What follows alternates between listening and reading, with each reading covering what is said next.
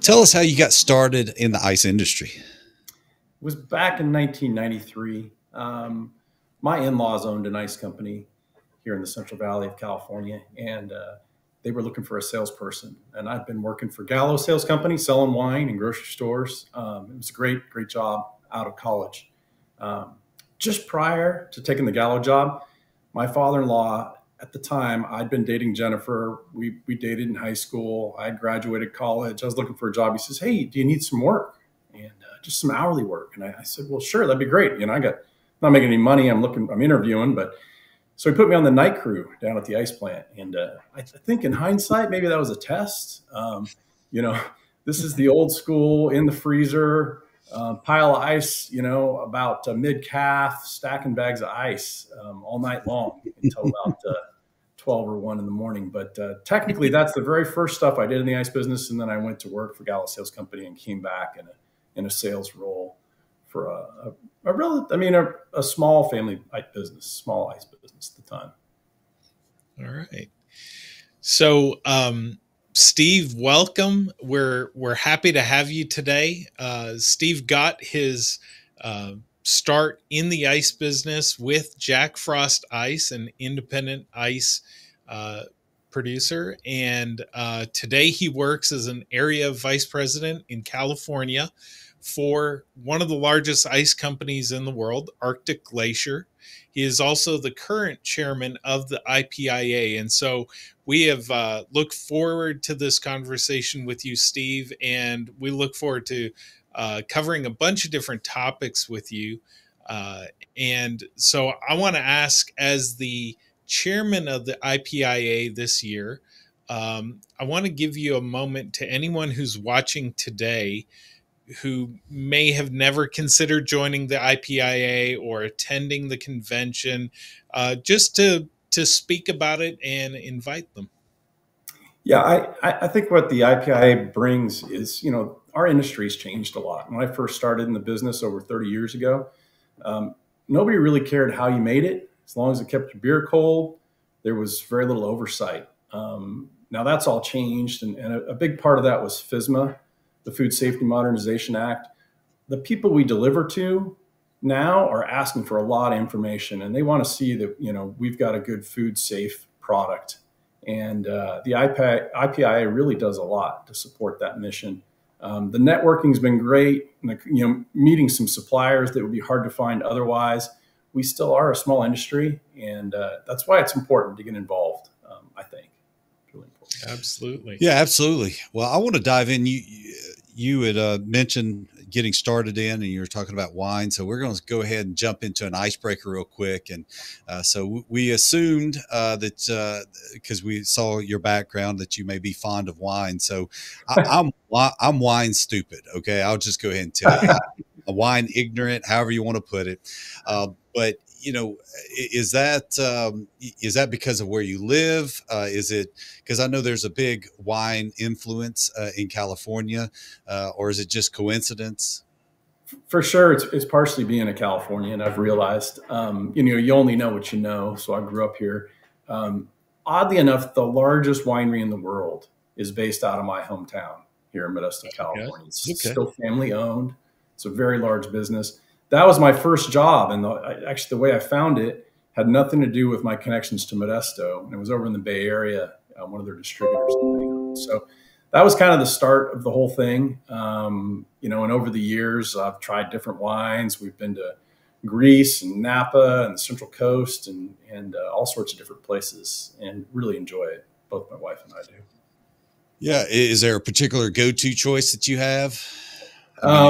If you could pick one, is it vintage or is it? I'm wine stupid. So I would prefer Pinot Noir. I think would be the number one choice for me. I do like reds, and on a warm summer day, nothing better than a white wine. Red wines on a hot day just not a good combination. So is it heavier? Is that red wine tends to be heavier, or am I just completely making that up?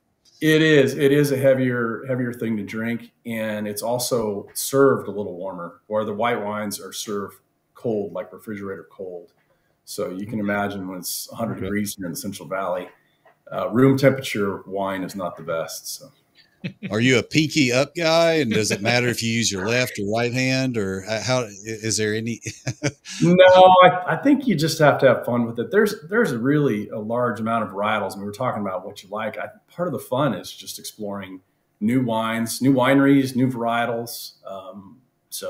That's my approach to it.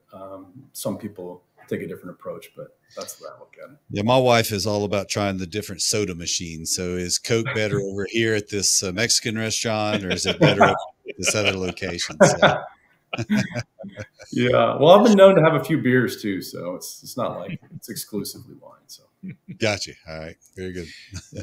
All right, so next thing I wanted to ask you about, as the chairman this year, you've been traveling around to the different regional conventions. Yep. And so I wanted to ask you, thinking to the conventions that we went to in the spring, any takeaways that you might have from going to visit those and interacting with the people there? Yeah, first and foremost, we were involved in the Western Ice Association. When I say we, it was a family business. So, for a while, that was the family vacation, is wherever the conventions were going to be, because, everything else was dedicated to this business and reinvesting. And so our involvement in the Western Ice goes way back. I was chairman in 1999 of the Western, and have so many fond memories of the regional associations. The meetings are much smaller. There's so many personal connections there. It really is great. So the Western Ice Association was kind of dwindling down, and then I think COVID finally finished it off. And so it's been a long time since I've been involved, and going to these regional meetings reminded me of those days with the Western Ice Association. The tight-knit group, more localized, a little smaller. You get around to see everybody, which it really, those are super fond memories. And that was my favorite thing about it. And I went to some places I wouldn't go to normally. I've been to a couple states that I haven't been to, checking some stuff off the map. So it's been a great adventure. Well, speaking of that, I'm sure you got takeaways from going to those, spring regionals that, because the IPIA is going to be coming up here very shortly. It's going to be in Huntington Beach for us in November. So there's a lot of planning I'm sure you've got going on with that we've been talking about. I'm sure we'll talk about a little bit more. But also, you got Germany, you got Australia, which we're going to be having our very own podcaster over here to my right. Jeff's going to be out there in Australia as well. But would love to know, how the regionals all the way to what you're looking forward to, traveling and going to these international shows. Yeah, it's interesting. Jennifer and I have been fortunate enough. We've been to Europe a few times. We've never been to Germany. So we were excited. We're like, that's perfect. This is a country we haven't visited. And there's a little bit of time after that meeting before the Northeast Ice Association. And we're just going to stay in Germany. And part of it is logistics, like from the California getting to Europe, you fly right over the East Coast. So we're going to stay and come back and go to the Northeast. But so we're excited about seeing something new. In contrast to that, Australia, we have family there. And we've been to Australia, I don't know how many times now, 5 or 6 different times. And we spent Christmas and New Year's there. So my brother-in-law lives there with his family. And so we're going to go up to Cairns, and I'm looking forward to the meeting. And then we'll spend a little bit of time. We'll see family for a few days before we head back. So really a different, we've been to Cairns before, we've never been to Frankfurt, Germany. And, but we're going to see family, and we're going to see the sights in Frankfurt. So should be fun. Very cool. Well, since you brought up Jennifer and your family, let's go ahead and we want to let you introduce your family to us. So we have a few photos. Tell us about these family photos that we're looking at here. This is a picture of my wife Jennifer and I. We're in Greece. We had just arrived there. We were on a Greek wine tour, so it's a little combination of the wine and the travel together. And that's the Parthenon behind us, all lit up at night. Really beautiful. Highly recommend that. Yeah, I tell you, that's it stands out. Were you able to? How close? I've never been there. Are you able to? How close can you get to the Parthenon? So you can walk up and tour it. The day we were there, super hot and humid. Unfortunately, that's one of the things that sticks out in my mind. But But yeah, you can walk through the whole thing. There's a lot of pieces that are missing. A lot of countries have swiped different parts, and that's kind of an issue with the Greeks right now. Some of it's on full display in museums, like in England, and they're like, well, clearly that's part of our building. So they're trying to negotiate to get some of that stuff back. It's interesting. Oh, wow. Okay. Yeah. So we have two boys, and they're 24 and 26. So on the right is Douglas and his girlfriend, Maddie. And on the left is Patrick and his girlfriend, Lily. They both went to Cal Poly San Luis Obispo. It's in the Central Coast. And they met both these girls there. And we have so much enjoyed bringing them in and being part of the family. For a long time, it was Jennifer and 3 guys. And I know it's been fun for her having some ladies around at family functions and vacations and stuff. So it's been great.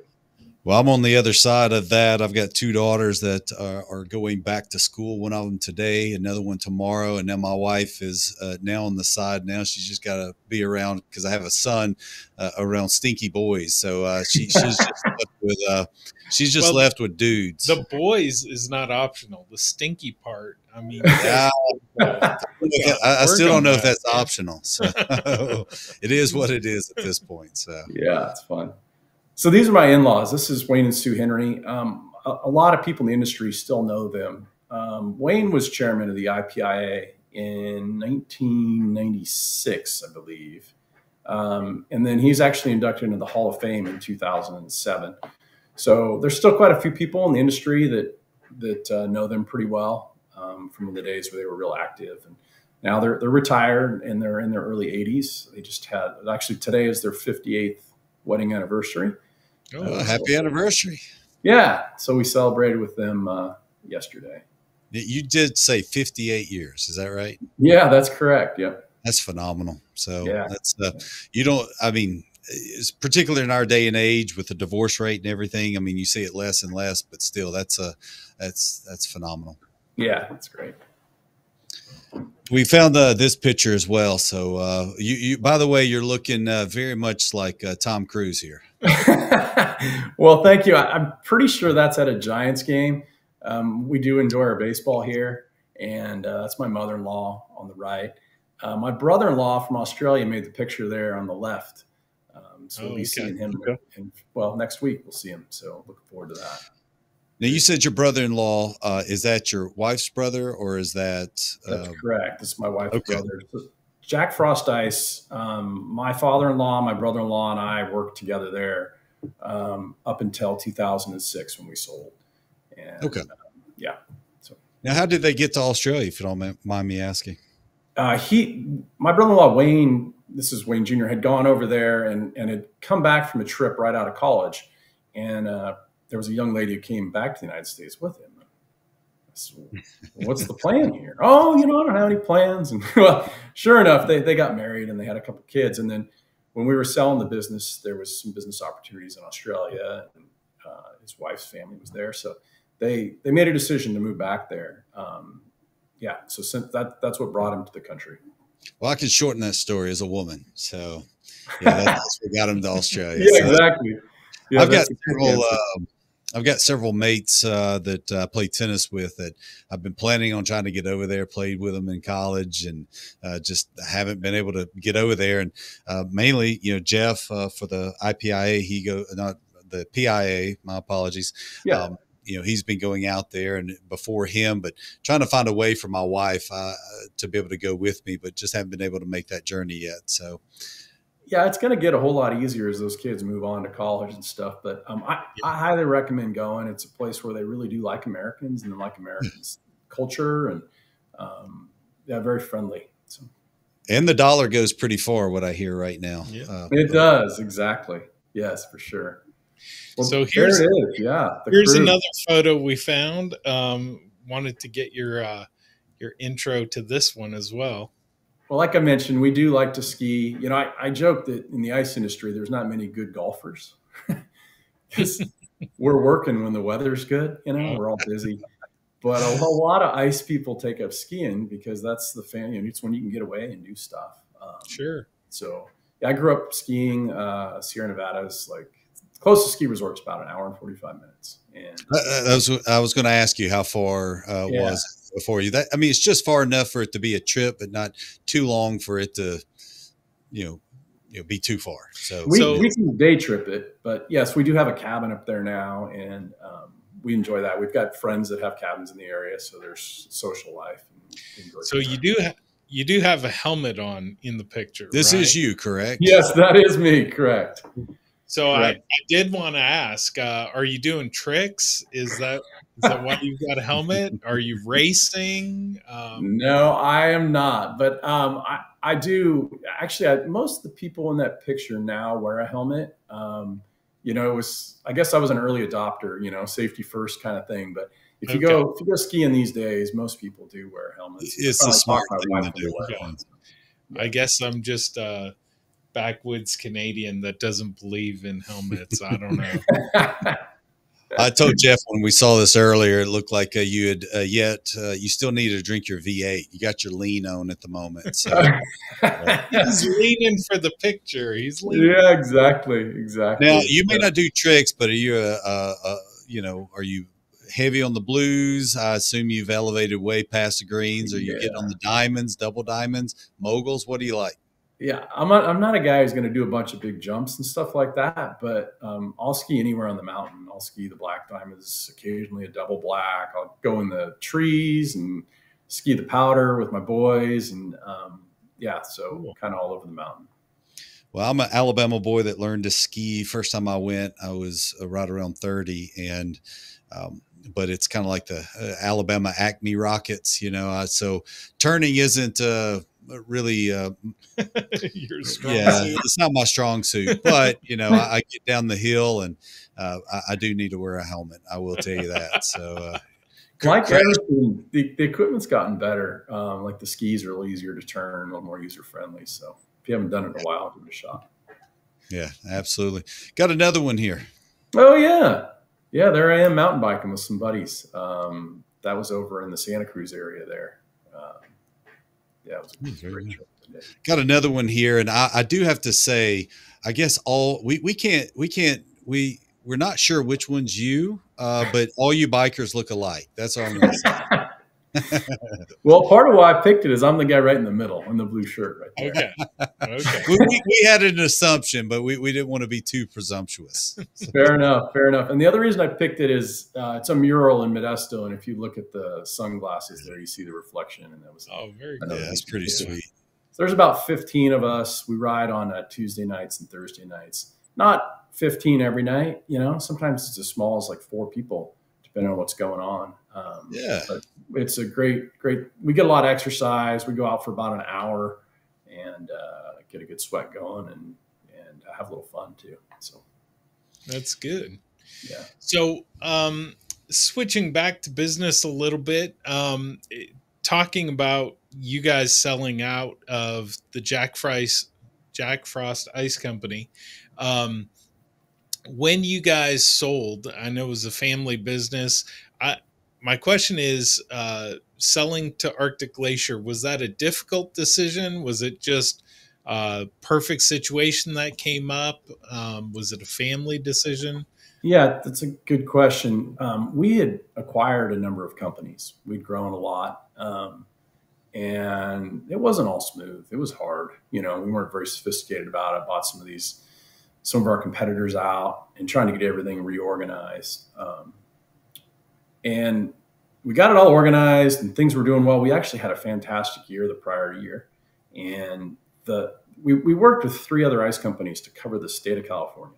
So if you're a chain store and you wanted an ice program throughout the state of California, we could provide it because we work together to provide similar service and pricing and all that stuff. So there was some value there. And the other 3 partners in those agreements, they decided they wanted to sell. And so it really made sense to sell together. I would say it was probably a little sooner than what we would have picked, but we didn't exactly pick it. And at the time, you know, in hindsight, the economy was good. Interest rates were low. Stuff like that helps us maximize the selling price. Sure. And then, you know, then you get into 2008 and 2009 the mortgage crisis and the banks and all those things. Yeah. That would have been a tough time to sell the business. Right. Right. So yeah, I was really pleased with the timing of it. Okay. Sounds like that turned out. If you had not, decided to stay on with AG, did you have a backup plan? I didn't really have a backup plan in mind. I do remember once we sold the business that my father-in-law and brother-in-law, we were having a little meeting, and they were agonizing over what they were going to do with the business files. Like, where are we going to store them? Well, they were exiting the company. And I remember the realization that I was kind of like the last guy there. I was going to be responsible for the whole business unit that used to be the family business. And the biggest concern for them was where to store some files. And I was like, that's not my biggest concern. I'm like, I can put them in my garage if you want. I got other responsibilities here. And so I did. I stayed on and managed the family business unit for some time. And then there was an opening in Southern California. And I was offered that position. It's a lot more volume. But I would travel every other week down to Southern California. And I'd be in a different plant every day. It was an interesting experience for sure. Got to know the part of the business down there. We did a couple acquisitions while I was down there. So it was a good part of my career, but being gone a lot does get old. So there was an opening back in Northern California. A guy had retired. We kind of reorganized some things. And so I'm much more close to home base now. I'm not gone as much, but that's been a nice improvement. Sure. I thought your fallback plan would be a professional wine taster. Yeah, that would be great. I don't know if you can make a living doing that, but that's funny. So since Arctic Glacier is the largest ice manufacturer in Canada, and one of the largest ones in the U.S. as well, just wanted to give you a chance to talk about what it's like to work for such a huge company after working, in the smaller side, the independent side of the business, and just kind of speak to that a little bit. Yeah, it's funny when I think back to that transition period. I remember the level of communication that was required to get anything done was difficult. So when you're talking about a family business, it was, I just go talk to my father-in-law. We make a decision. We'd make a decision in 20 minutes. And we'd been doing it a long time. We knew what we were doing. We've been successful enough. We were confident enough. But once you become a member of a bigger team, you got to get everybody's input. And, the team input was better. Like, they saw things that we didn't see. They had experiences from other industries, stuff like that. So that did bring along some more wisdom. And the other thing that was nice is when you have the business, you're responsible for the recipe, right? You got to pick workers' comp insurance. You got to do all the legal stuff. You got to do all the marketing stuff. You got to come up with all this stuff yourself. And if it doesn't work, it's on you. And you kind of feel like you're on an island sometimes, and there's a lot of responsibility there. And becoming part of a bigger team and having some people, the teamwork made it nice to get some input from other people. So. Yeah, I could definitely see that. I mean, because we're a small company here, and you're right. I mean, be able to make a decision, whether it comes to, hey, a podcast decision, I just got to go to this guy and say, hey, you want to do it? We don't have to go through a lot of legal stuff. But I could see that. I mean, you always think of a corporate location or a corporate environment as being so much red tape that you can't get things done. But sometimes those are guardrails to help you maybe not make a bad decision, in some ways. So, or make a rash decision. You got to bounce it off people. So I can see the, give take. So, I mean, that's probably the best answer I've heard. So as far as maybe some of the pros on that side of it. So, yeah. So another question kind of related to you working with Dick. I was wondering if you'd had much chance to spend time in Canada. And if you had, do you have any stories to share? It's fun. We used to go to Winnipeg, Canada once a year. Winnipeg, Canada in the wintertime, that's when we go. It wouldn't be summertime because we're all working. So we go up there in the wintertime. The wind is always blowing. It's super cold. Downtown Winnipeg, they actually have tunnels so you can cross the street. That gives you an idea of how cold and windy it is up there. So unfortunately, I didn't really get a good feel for the Canadian culture or the outdoorsy stuff, through those experiences. But now we're kind of a decentralized headquarters. So everybody, has home offices or they're in plants and stuff like that. We actually don't maintain a true headquarters. We still do have an admin office there in Winnipeg, but haven't been up there in a number of years. So. How many Zoom meetings are you on, or Teams? Is that a staple of your work? Teams is where we're at finally, and we're all on the same platform at Arctic Glacier, which has been great. I probably average 3 a day. My boss Brett probably has 4 or 5 a day. It's pretty intense. I have noticed sometimes we get on Teams and we don't really need to now, and I think the pendulum's starting to swing back the other way. I think people are starting to realize that we used to just be able to send an email out and say, this is what we're doing. And now we all get on a Teams call, and it takes an hour, even if the meeting's not an hour long, for what we could have just done in email. So I see that change is coming. So.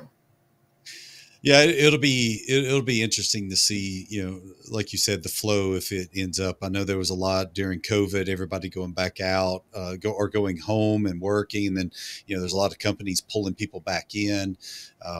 And like you said, now everybody wants to jump on a Teams meeting when a conversation would be had. But I will tell you, I much rather have a phone call or a Teams meeting than ever deal just with text or email, whether it's inflection or just trying to figure out what you're trying to do. Conversation is very not typical, like a monologue, where you just get back and forth, and you can get the things a lot faster than spending an hour on emails back and forth. If you have a 5-minute phone call, you can get to that resolution a lot faster. Yeah. By the third email, it's time to get on the phone, right? Like after 3 back and forth, it's time to just talk it out and put it to bed, right? Well, especially if what you're looking for is sometimes it's almost like, okay, depending on how you answer this, A, will you do this? B, will you do that? Or C, will you do that? And at that point, it's just useless. And then again, you're probably, getting frustrated yourself or whatever. So it's just easier to do. So, but absolutely. From a work life, and who has been, would you say, the biggest influence in your life, your career? I mean, and it could be personal, and you could separate that out to business, however you want to answer that question. Yeah, it's kind of interesting because I would say my dad, he had a real strong work ethic, and he's imparted that on me. And then my mom, she was much more about having social connection and making time for friendships and doing stuff like that. And so I think both of them influenced me, like you say, one in the work context and one in the work-life balance context, growing up and being around that and seeing how they did it. And so they would be the biggest influences for sure. Yeah. Definitely understand. And it's interesting to see. I mean, the whole thing about history, right, is trying to look back at what people did, the situations, because I mean, the situation now, the technology on how we deal with the situations may change, but the situations themselves are time tested, right? I mean, we can see back, whether, like you said, your father-in-law, how they dealt with things. I'm sure, like you said, has a huge influence on how you deal with things. Maybe the application may be different, but the problem's still the same typically. Yeah, absolutely. Yeah, I mean, today we've got, dashboards and technology, and we measure everything, or we try to at least. And we were seat of the pants back in the old days. So, big change. Well, we're getting pretty close to wrapping up our podcast, Steve. We appreciate you joining. We got a few more questions that we want to kind of go through. Another icebreaker I want to ask, because it's kind of near and dear to my heart, was we've heard that you and Jennifer play tennis quite a bit often. So I don't know if y'all play singles, if y'all play doubles, mixed doubles. Because I played tennis in college, so I'd like to have a bit of a dialogue with you on this.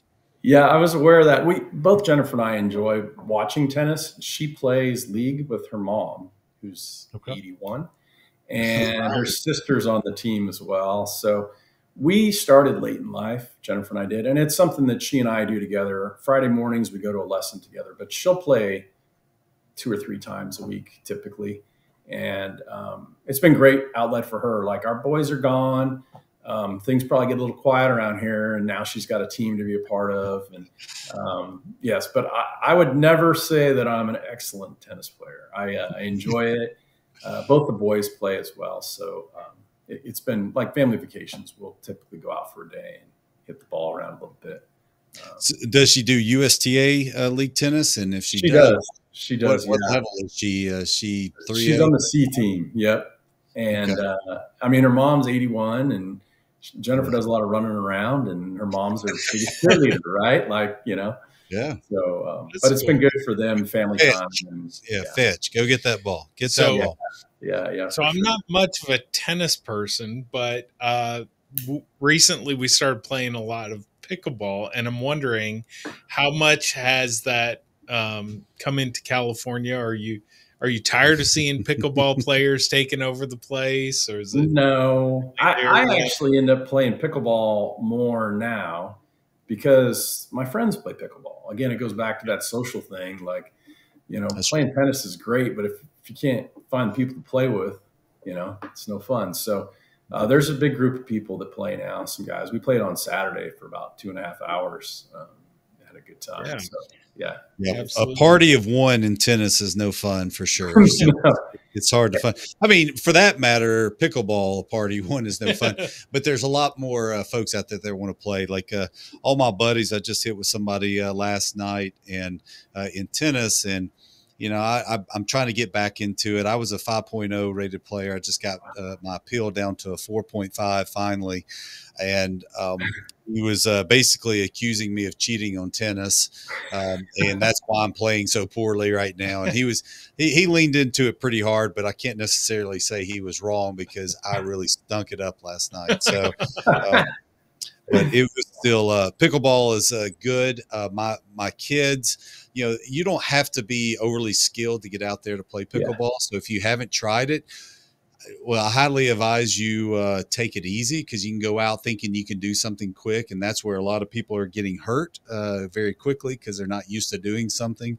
But, you know, I would consult your physician before you go out and try to give it your all. So it is accessible to a larger group of people, which has been the key to success, I think. Like versus tennis, I mean, you really got to learn your techniques, or else that ball is going to go flying. It's not going to stay in the court.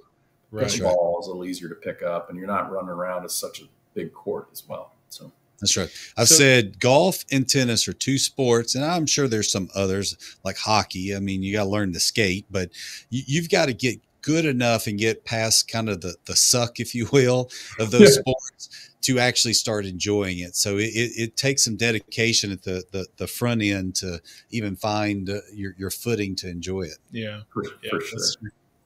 So, Steve, I realized we missed some pictures that we did want to share on the podcast. Oh, yeah. So, all right, go ahead and ask you to look at these pictures of more related to the IPIA and just kind of speak to them a little bit. So, yeah, I'll get you wired in here. There you go.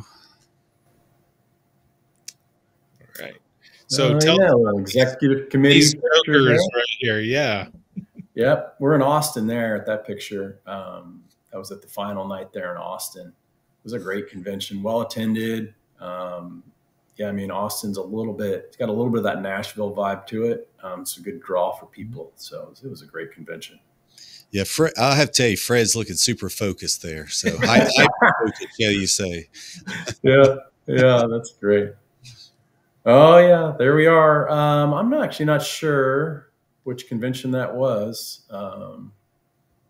I think that's the closing meeting at Austin. I think I just accepted the gavel. So it's my first official IPIA Chairman duty right there.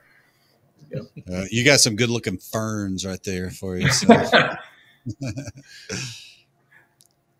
Yeah, they were at a board meeting. That one looks like Nashville to me, but it does.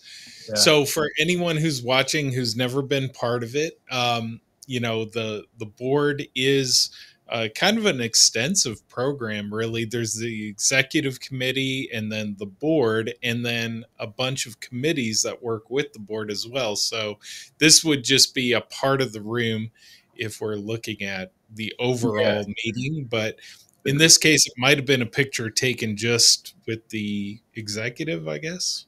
Yeah, there's a lot of trips that you guys have to take, so it's not just you show up and have the conference, right? Yeah, but I wouldn't say it's a chore. They always say you get back what you put in, and I think if you get more, if you're just going to come to the convention once a year, that's great. We'd love to have you, but if you really get involved in the committees and join the board, that's where you start to build deeper relationships and get more out of the whole association. So I'm a big proponent of doing that, and the meetings are normally in nice places. So, like I mentioned earlier, that's where we went for vacation, early in my career, because, we were busy reinvesting the company and trying to buy these other companies and do all this stuff. And it was tax deductible vacation, I guess, is what it comes down to. We would wrap them into the same business and pleasure. So. Yeah, absolutely. But more heavy on business, right? For tax purposes. Yeah, 100%. Yes. There we are. Yep. Maria and Melissa, they do a great job. They make everything happen. And you're talking about the convention coming up, and between the two of them and Karen, they really do a great job planning all that stuff. They run stuff by me, but it's not like, they're the ones doing it. They're the ones putting it together and figuring it out. They're just looking for me to give my approval. They really make it easy.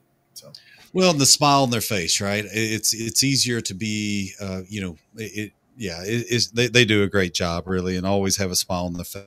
That's really, I guess, my point that I wanted to make about that, you could get pessimistic, you could get frustrated, but how you handle those situations, they do a very good job on that front. And it's always appreciative. Speaking from a vendor standpoint, right at the moment. Yeah. No, on that note, we'll just go ahead and mention if you are considering going to the IPIA this year in November, the registration is now open. So you want to go ahead and book your trip, get your hotel reservations lined up. And that's part of the reason that selfishly we thought it would be appropriate to have Steve on, to really have that on people's minds so they can be planning for Huntington Beach coming up in November. And we've talked about this before. I think it was 2017 the last time, if I'm remembering correct. Right. It was Huntington Beach. Yep. I was talked into it, had no endeavor or any idea or desire to want to get into the water. I'm not a beach guy, but I was talked into by several buddies, which I'm going to find them again this year. And I think we got to revisit this and retake a photo. We actually brought that up in an interview that we had with last year's chairman, which was Jared Snyder. But if you do want to come out and you do want to surf, bring your own wetsuit, because it's kind of disgusting getting into another one's wetsuit, but I would not do it. Bring your wetsuit. It's cold water. So 7 years ago, I took a surf lesson there right on the beach across the way. And it reminded me how much work surfing is, swimming out there. But it's a great venue. That's why it was high on my list. The location right on the beach. Southern California, like I said, if people are going to go out there and they want to do some other stuff, Disneyland's close. Virtually in Southern California, there's a zillion different things to do. So many. Yeah. And we're going to have a really good plant tour. We're going to go to Carson, to Arctic Glacier facility. It's rated at 800 tons a day. And so it's going to be one of the bigger ice plants that we've ever been in.